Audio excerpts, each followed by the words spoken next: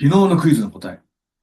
どう思うっていう時に、どうは how なんでね、そう教わってるんで、how do you think って言ってしまう人がとても多いです。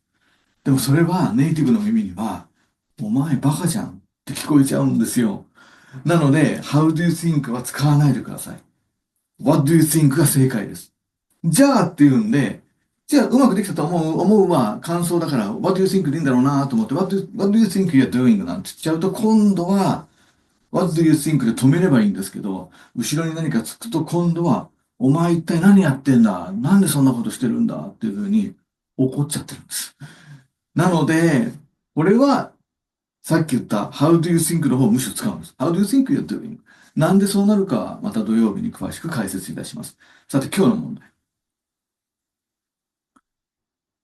今日の問題は、了解って言えるかどうか。